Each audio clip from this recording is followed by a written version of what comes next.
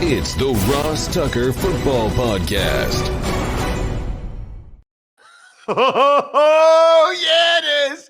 But it's not just any Ross Tucker Football Podcast, because I never do that to you guys. Never, ever, ever do I mail it in. Never. It is a Monster Monday. It's presented by DraftKings. It's a new week, which means we'll have new Spread the Word winners via social media, sponsor confirmation email winner. Check them out over at rosstucker.com. And the YouTube shout out, youtube.com/Ross Tucker NFL. I should mention the social media. It's at Ross Tucker NFL, Twitter and Instagram, Facebook, and it's at Ross Tucker Pod, Twitter and Instagram. So excited for today's big show. I don't do this very often, but had to do it today. It's big show time. The Big Show.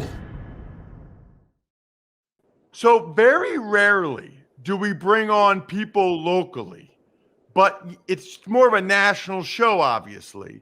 But with what the Cleveland Browns did over the weekend, officially trading for Deshaun Watson and giving him by far the biggest contract in NFL history, I had to bring on one of my favorite guys in the business. His name is Keith Britton. You should follow him on social media at Keith Britton86. He's been in Cleveland for as long as I've been talking to him. I don't know, Keith, you can give me your background in a second. He's the producer of the very popular afternoon show there on 92.3 The Fan that I'm on every week during the season. He's the brand manager. Keith, are you born and raised Cleveland? No, I'm not. I'm actually from about an hour west of here, but certainly up to date on everything around here. I spent about 5 years in Columbus covering Ohio State football before this as well, but I've been here for 10 plus years, and this is incredible. This is LeBron-esque storyline in Cleveland right now. So that's what I wanted to get at. Let's start with this. And I'm going to kind of ask your initial reaction and the response of the fans. At what time did it come down, by the way? Were you guys still on the air? Yes, we were. We were actually talking to one of our guests out at spring training for the Guardians now, formerly the Indians, out in Arizona. And in the middle of the interview, Bull stops, our afternoon host stops the interview and says, "Holy crap, we've got huge breaking news in the NFL." And this broke at about 3:45 on Friday afternoon. And it was incredible, the amount of immediate feedback we were getting from fans. Like I said in the opening there, it felt like LeBron coming back for that second time a few years ago. That was the feeling around Cleveland here. And I would say there was probably about a 50-50 split initially from the reaction we were getting from callers. It was that was like the LeBron too, because people were questioning whether they really wanted LeBron back after he treated Cleveland the way he did in exiting the first time. And this is similar circumstance in terms of the people that were second guessing the organization's decision to bring in a guy with some of the off-field accusations that Deshaun Watson has. But I think the overall excitement for the franchise moving forward probably outweighs that, at least right now. Very interesting. Okay, so that was going to be you're getting ahead of me here a little bit, and I love it because you're reading my brain. So the first thing is, what was your initial reaction, and what was the initial? Because all we had heard was that they were the first team he said no thank you to. And then out of the blue, he says he's going there. Were you guys shocked? We were shocked until you saw that $230 million guarantee, that's money talks. We all know that. As you said, the four teams that he was talking to seemed like Cleveland was the first exit. And once you saw that $230 million, you're like, okay, that makes all the sense in the world. Now you're seeing other players are saying, hey, maybe Jarvis Landry can come back. Maybe Jadeveon Clowney comes back. Money talks, but also winning. And I think he felt that this organization, combined with that money, I think this organization, if you look at it, is really the best chance to win immediately, especially in this division where you've got the Bengals and the Ravens, but the Steelers at the bottom. You're right there to win this division right now. Okay, so you said 50-50 among the fans. I want to dive into that a little bit. That is very interesting. Very few things in life are truly 50-50. So talk to me about each side of the 50 and the argument that they made and what this. I can guess, I'm sure, but I want to hear what the people in Cleveland were saying as soon as they heard the news? Yeah, I would say for the 50% positive, obviously you just got a top 5 quarterback at his height. Really at the prime of his career. He set out a year, and if nothing else, probably is still healthier for that. So those people know that you got a top 5 quarterback. You're right in the thick of it in the AFC. Given the fact that the rest of the moves in the AFC this offseason, you had to make a move like this if you wanted to compete in this conference because of the rest of the quarterback play. It's incredible, the quarterback play we have in the AFC right now.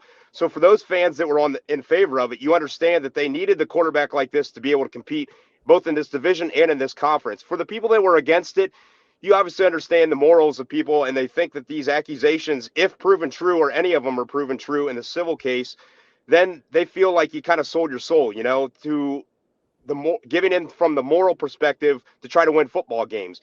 But we all know this organization has struggled mightily for the past 20 plus years.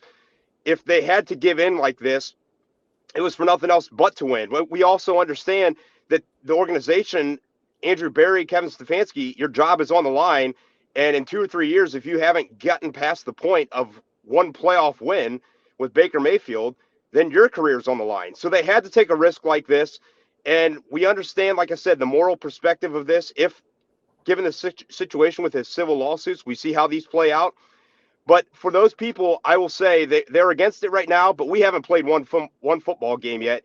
That first Sunday in September, or whenever he's made eligible to play, when Deshaun Watson starts winning football games, that'll be the interesting perspective. We'll see how people view it then. I'm glad you said that, because I'm curious. I bet a bunch of them said they're not going to watch. They're not going to support it. They're not going to watch.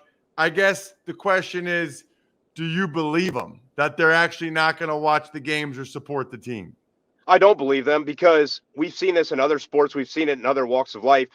People, when given second chances, a lot of times once you get further away from that, especially in sports, when you can prove yourself on the field or on the court or on the baseball field, when people see that you help their team win, they quickly forget those things. And like I said, the pain of the past 20 plus years, outside of that 2 years ago, that stint where they made the playoffs and won over Pittsburgh, this organization hasn't had much to cheer about. And we saw this a few years ago when they signed Kareem Hunt. And in a similar circumstance, although where there was video out there of this that we saw, it was ugly. And people were not in favor of that. A large part, I would say, is better than 50% of the people were not in favor of that. And he's a hometown guy here. So, but once he started winning football games and contributed to the offense, we saw even last year, people were claiming, you were on our show, Ross, he was the heart and soul of this offense when he was healthy. And I think that people quickly jumped on board. And the one other thing I will say about Deshaun Watson, that he hasn't had a chance to really speak. When he has a chance to speak and really people come away with thinking that this guy is contrite, and maybe he made mistakes in his past, or maybe he's saying that you guys really will get to know the true me. He's done charitable things in Houston. I think once he gets out there in the community in Cleveland here, and people see how he really is, and he has a chance to prove himself off the field, I think that people's opinions could quickly change because of that too. So I think it's interesting you mentioned Stefanski and Andrew Berry, because I got 2 more questions for you, Keith. The one is, I'm curious your opinion. I know both of those guys. I personally, when you combine the contract and bringing in Watson, my belief is that this was 99% Jimmy Haslam. I can't imagine Andrew Berry wanting to do this contract. I just don't picture Stefanski and Berry really being the drivers of this thing. I feel like this has Jimmy Haslam written all over it. Agree or disagree? I totally agree with that. And if for nothing else, because we knew a couple of years ago, the rumor was that he wanted Manziel first. That was a few years back, that he was the one that on the Manziel train. Then we heard the Baker Mayfield, and that he was in favor of Baker Mayfield in the building. Some of the other guys were questionable about it. And I think they quickly changed their minds after they saw how he played and some of the things that he was throwing the coaches under the bus a little bit this past offseason. Some of the things that on social media, I think that really turned the minds of the organization and the Haslams in general, saying, hey, we have this opportunity to go get this franchise level quarterback, a top 5 quarterback. And I think this has the Haslams, as you said, written all over it, because they understand that they need this fan base to stick with them. Like, there was a point where it became, as we said, the 50-50 earlier about Deshaun Watson. That was with the Baker Mayfield this offseason. 50% of the people are like, we can't go forward with Baker Mayfield. There's no chance that this guy's winning us a Super Bowl. I think the Haslams understood that if we need to keep these fans here right now, we need to try to go win a Super Bowl. And this is our chance. How many opportunities do you have to go get a top 5 quarterback in the NFL? So that's the last question, because every time I came on with you guys this past season, it's Baker, Baker, Baker. And it felt like it was still 50-50 in Cleveland about Baker Mayfield. So I guess the question there, Keith, is was there anybody that was like, hey, we should still have Baker? Or especially after he demanded the trade, was everybody is there any Baker boys left in Cleveland? There are, and I was surprised even Friday when the trade went down. We had quite a few people responding of like, I think Baker's being treated unfairly by the organization. He's getting a raw deal. This guy was fighting through injuries last year. He had two out of his 3 seasons before that were good. He's getting a raw deal. And I will say to those people, how many quarterbacks, and you know, Ross, how many quarterbacks get 4 years to prove themselves? This guy has started almost since day one as a rookie. He's had 4 years to get better and really hasn't. And I would say that there's not that many quarterbacks that get that much of a chance. Look at the things that happen in New York now. Daniel Jones going into, they're not going to give him a 5th year. They're not even, maybe not even giving a 4th year. So in organizations around the NFL, if you're not winning and not getting better, they're not going to just stick with you. And I would say that Baker Mayfield, the way he's treated some of the other things off the field, both on social media and some of the things we've heard out of the locker room last year, throwing the coaches under the bus, not being aggressive enough in games, some of that falls on you, Baker. And I feel like that some of those fans that are kind of blind to that and feel like he's being treated unfairly, I don't think they really realize how cutthroat of a business it is around the rest of the NFL as well. I am so curious, Keith, when you guys go on the air today and people have sort of had the weekend to think about it, to talk about it, talk with their friends, their family about it. I'll be curious to see what the reaction is today. With all of these things, it just seems like the further removed you get from the shock, the further removed you get from the alleged incidents, all that stuff, time heals. I feel like by the time training camp starts, everybody will just be very, very excited about the fact that you guys have Deshaun. I think by the time training camp starts, and I even think mini camp here in about a couple months after the draft and things settle down a little bit, I think that people, once they see him in a jersey, if he's showing up for off-season workouts, they'll be like, oh, all right, this guy's in. Like, and the first time he talks even, I feel like, as I said earlier, I feel like the first time Deshaun gets a chance to publicly talk in front of people, answer questions about his character, answer questions about his future and how he wants this organization to go under him, I think that could turn a lot of people's minds. So I guess the last one I lied. He didn't want to go there. Like he eliminated them first, and then they gave him this crazy contract. Does that affect you or the people in Cleveland at all? Like, he didn't want to go there. Like, he really is going there for the money. Well, the thing is I think the people that are in favor of this move and that would convince themselves that, hey, this is a great thing for the organization, I think a lot of those people think that, hey, he did use the Browns. And they kind of conveniently forget that $230 million figure that we talked about earlier. And I get what you're saying, but I also realize that most players, or not most players, but a lot of players across leagues don't really necessarily wouldn't be their first choice to play where they are. Money talks. And at the quarterback position right now, being the highest paid in terms of guaranteed money in the NFL, I think that obviously is what Deshaun was leaning towards. But I think for the fans, I think they'll quickly forget that, because if he wins games, and winning can cure everything in terms of quarterback wanting to be here as well. If he's winning games, I think all is well. And that's what Baker Mayfield wasn't doing in the last season. He wasn't winning games, and that's when it got frustrating for him, and that's when things went south. Check him out on social media at Keith Britton 86. Had to find out what the people in Cleveland were thinking. Keith is always on top of it. Thank you so much for coming on the show, Keith. Really appreciate it. You got it. Anytime, Ross. Thanks, man. Keith's awesome. I do a lot of radio interviews, and Keith is one of the best out there. He always texts me 20 minutes for us to come on. He is on top of his stuff. Deshaun Watson has a new job. You can create a free job post in minutes on LinkedIn Jobs to reach your network and beyond to the world's largest professional network of over 770 million people. Look, everybody, and I mean everybody, knows how hard staffing is right now. Staffing in general, let alone finding the right person for the job. Thank goodness for LinkedIn. There's a reason why small businesses rate LinkedIn Jobs number one in delivering quality hires versus leading competitors. LinkedIn Jobs helps you find the candidates you want to talk to faster. How about this? Every week, nearly 40 million job seekers visit LinkedIn. That's bananas. Post your job for free at linkedin.com/Ross.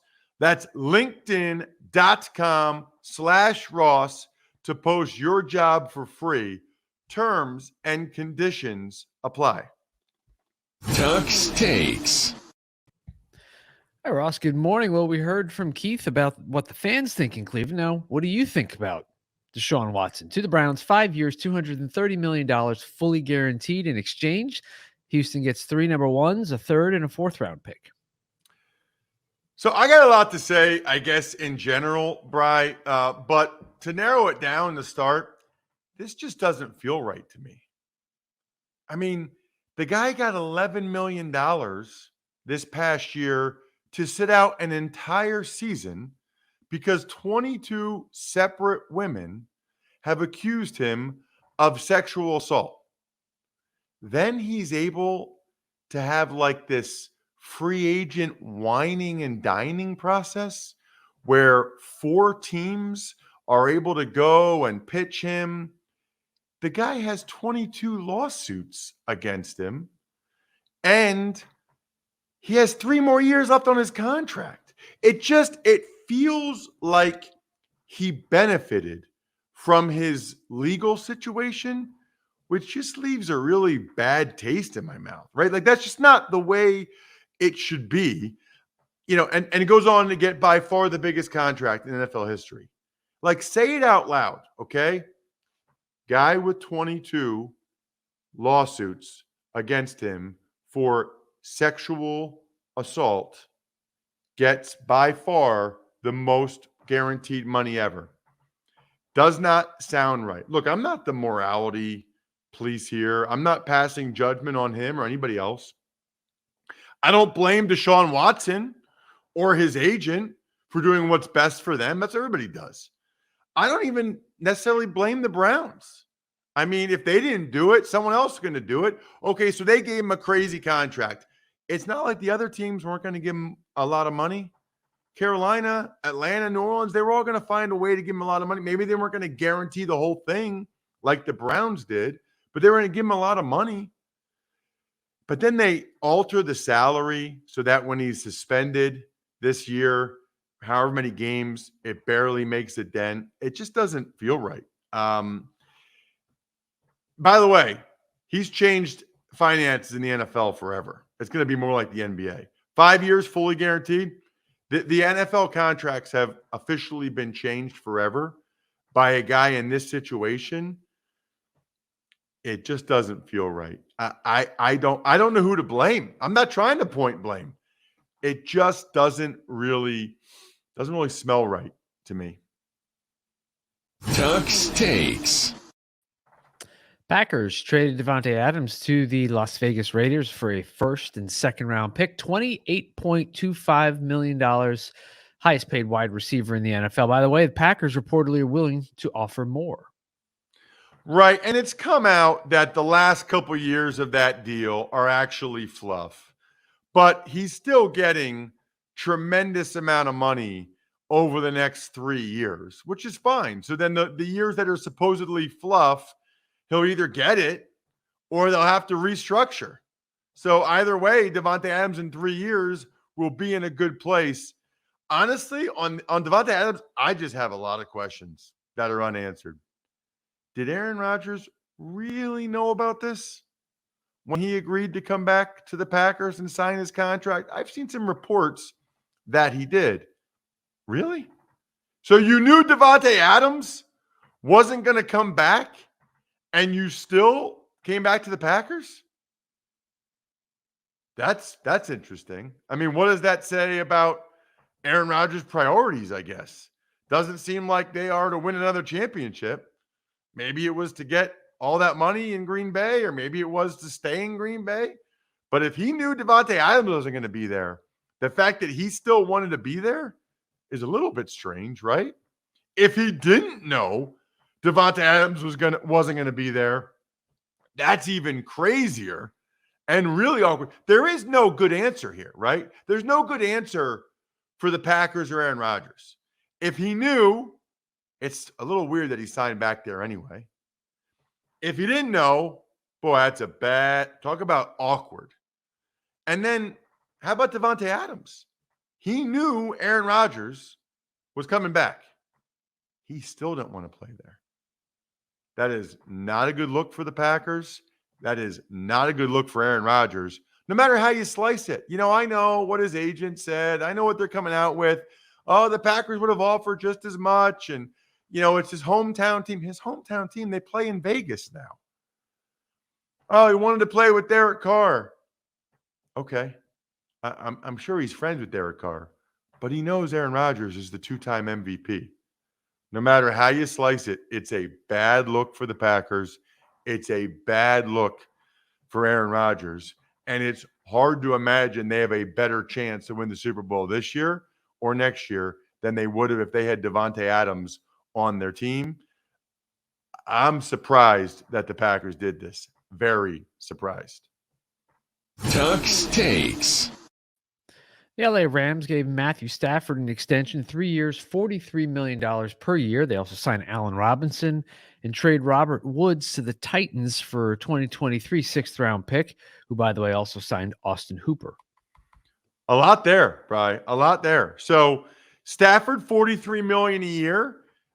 That's good, but he signed that after Deshaun Watson got fully guaranteed $46 million a year. So that shows that Stafford wasn't trying to necessarily break the bank, and set new records, which he probably could have, given that he just won the Super Bowl. He also wasn't really a free agent like Deshaun Watson kind of was, even though Deshaun Watson was under contract for 3 more years, which makes it even more awkward. The Allen Robinson thing. So these next two, it's perfect, Bri, that these next two come after what we were just talking about Davante Adams and the Packers. So the Packers knew they were going to move on from Davante Adams, and they didn't think about giving Allen Robinson less than $15 million a year? Really? You offered all that money, supposedly, they were willing to pay Davante Adams more. So you offered all that money to Davante Adams, but you wouldn't pay Allen Robinson $15 million a year? I don't really understand that if you're the Packers. And then you wouldn't trade a 6th-round pick for Robert Woods? Now, I'm sure the Rams would have preferred to not trade Robert Woods in the NFC, and they got him out of there. They got him to the AFC. But come on, compensation talks. If the Packers offered a 5th-round pick or a 4th-round pick, something, the Rams would have done it. Okay? Bill Belichick traded Drew Bledsoe in division. So the Rams would have done it. So I'm fascinated to know whether or not the Packers were in on either one of those moves.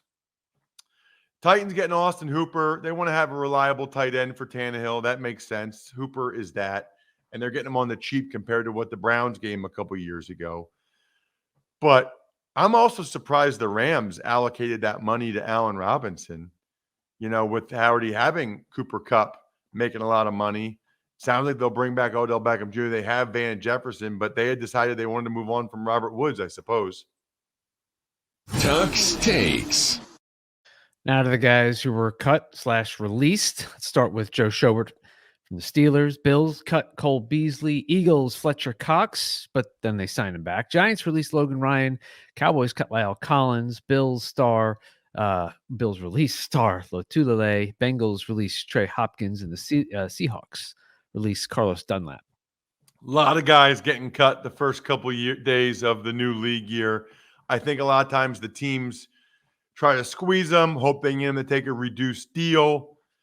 But then these guys say, no, I'm not going to do it because they probably have an idea that they'll get more. Although not a lot of these guys have re-signed yet. Collins signed with the Bengals. Fletcher Cox, you mentioned, back with the Eagles. I think Logan Ryan already signed with the Bucs. So several of these guys have already been able to land elsewhere, and we'll see what happens with the rest of them. But this is the other side of free agency. These are all guys that at some point got nice contracts, and their teams no longer think they're worth the money. It's that simple. Tuck's Takes. The Atlanta Falcons signed cornerback Casey Hayward and Cordero Patterson. Hayward's just been a solid player with the Chargers, with the Raiders. I think it's a good signing in Atlanta opposite A.J. Terrell. Cordero Patterson was incredible last year. I hope he got a lot of money. He is an offensive weapon. I don't even know. We got to talk about this with Joe Dolan on the Fantasy Feast, which we're actually recording tomorrow with all these moves that have been made. I got to think that, what position is Cordero Patterson going to be listed at for fantasy football? I don't know that. I do know that I started taking Athletic Greens because they started advertising on the show, and it sounded amazing. 75 high-quality vitamins, minerals, whole foods, source superfoods, probiotics, adaptogens. Then, ever since I did that, everybody I talked to, my buddy BJ, Andrew Brandt, everybody I talk to, it seems like they take Athletic Greens. Makes sense. None of us really eat enough vegetables, right? You might as well get this in your body. It's better than a multivitamin. It costs you less than $3 a day. There's a reason it has over 7,000 five-star reviews. And to make it easy, Athletic Greens is going to give you a free 1-year supply of immune-supporting vitamin D and 5 free travel packs with your first purchase. All you have to do is visit athleticgreens.com/Ross. Again, that's athleticgreens.com/Ross to take ownership over your health and pick up the ultimate daily nutritional insurance. Tuck's Takes. Zadarius Smith backs out on a deal with the Baltimore Ravens, so they sign Michael Pierce instead. Right. Instead of getting the edge rusher, they get the D tackle and Pierce. Both these guys, former Ravens that left to go elsewhere for literally greener pastures. Supposedly, Zadarius Smith saw how much money Chandler Jones and Von Miller were getting and backed out of the deal. We'll see if he ends up actually getting that money somewhere else. But he saw what these other guys were getting and felt like he deserved what they were getting. Tuck's Takes. Buffalo Bills signed Jordan Phillips and Shaq Lawson and trade a 7th-round pick for Case Keenum. So interesting. Both Jordan Phillips and Shaq Lawson used to play for the Bills. They left for greener pastures. Now they're back. It's kind of like what the Ravens did, and kind of like what the Patriots do all the time. And then with no Trubisky, the Bills want to make sure they've got a good backup quarterback so that if Josh Allen gets dinged up, misses a couple games, they can win them. Case Keenum is still that guy, good enough to help you win those games. Tuck's Takes. You already briefly touched on Lyle Collins going to the Bengals. Packers also signed Rasul Douglas, and the Chiefs signed Juju Smith-Schuster. Juju got no money. He must make a lot of money off the field. I think he's a big TikTok guy or whatever, because he does not seem overly concerned with the contracts he's getting for playing. Last year, he turned down bigger offers to stay with the Steelers. This year, he's turned down bigger offers to go to the Chiefs because he says he wants to win. He's only getting $3.5 million. Obviously, it's a ton of money to you and me, but $3.5 million is the only money he's getting for sure. That is not very much for a guy that's as young as he has, who's accomplished as much as he has. Tuck's Takes. Michigan's defensive end David Ojabo tears his Achilles at Pro Day. Awful. Absolutely awful. kid was going to be a top 15 pick. Now I've seen reports that he'll go between 40 to 70. It makes me sick. I don't blame anybody. It's not like he was straining, trying to lift weights or do any of those kind of drills. He was just doing some normal drop backs and some normal position drills. Could have happened just working out, getting ready for his new team, not actually at a pro day. It does make me wonder, though, if there are some agents who will say, you know what? I don't even want my guy doing a pro day. I mean, you can't keep these guys on ice, but he just lost millions and millions of dollars. It's awful. And I will say this. I saw where Bucky Brooks talked about how the fact that the scouts didn't come over to check on him. In fairness, I think, number one, they were probably a little bit caught off guard, stunned by what happened. But also, that's sort of football, man. I mean, whether it's a game, it's a practice, a guy gets hurt, everybody kind of knows their role. I mean, the refs don't really go over there. The other players don't really go over there. It's usually you let the trainers get out there and take a look at them. I know that sounds harsh, but that's kind of how it is. I mean, a lot of times practice field, they just move the drill up 10 yards. Tuck's Takes. Bears are not signing Larry Ogunjobi after a failed physical, so they signed D-tackle Justin Jones and defensive end Al-Qadin Muhammad instead. That's awful. I feel terrible for Ogunjobi. Imagine thinking you're signing and getting that huge contract, and now he's not, and now he'll end up getting a lot less because now that there's the book out on him that he failed a physical, that is a bad, bad look because no one's going to give him close to that money now. I feel awful for him because he played so well last year. Tuck's Takes. Panthers give DJ Moore a 4-year extension. They signed punter Johnny Hecker, lineman Bradley Bozeman, cornerback Dante Jackson, and linebacker Corey Littleton. Well, they got a lot of money now that they're not paying Deshaun Watson. Wow. So they got to figure out their next best alternative. I don't know who that is. Is that drafting somebody? I don't think Matt Rule really wants to do that. Is it Jimmy Garoppolo? Is it Baker Mayfield? I have to think that they'll be in on both those guys. Tuck's Takes. And finally, some sad news out of Seattle where John Clayton passed away at the age of 67. Couple thoughts here. Number one, it's remarkable how young 67 sounds to me now at 43, right? When you're in your teens or 20s, you think, okay, 67 is young now. I mean, it's young. I did not have a ton of interaction with John Clayton, but the interaction I did have was awesome. Salt of the earth guy. I think a lot of people have tweeted about this. Really, really nice guy. I've been on his radio show a number of times. I don't know that if I ever had him on the Ross Tucker Football Podcast, which is now something that I regret. If I didn't, I should have found a way to get him on the show. He was the guy, man, in the 90s. I mean, he was 90s, early 2000s. When I was in the NFL, John Clayton was the insider. He was like the main guy. And obviously has like the greatest ESPN commercial absolutely of all time. Mom, I'm finishing my segment. Absolutely unbelievable. Thoughts and prayers, as always, to John and his family. Some shout outs to wrap up the show. We always do. Pizza Boy Brewing, Sporticulture, HumanHeadNYC.com, SteakhouseSports.com, and we've got 2 new ones. I love it. 2 new Patreon. I think we're done here. End of the show shout outs. Go-Bengals.com. So if you're a Bengals fan, go there. Go-Bengals.com. And then Evergreen Economics. Evergreenecon.com. Love it. Love getting some listeners getting shout outs for their business. Love Matt Waldman. He'll join us on today's College Draft Podcast. A lot to talk about there. Other than that, I think we're done here.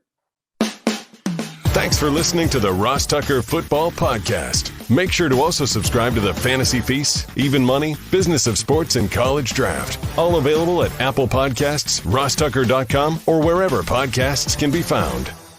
A lot of times on the show, I mentioned DraftKings. Here's what you need to know. You got to be 21 or older, New Jersey, Indiana, or Pennsylvania only. New customers only. Restrictions apply.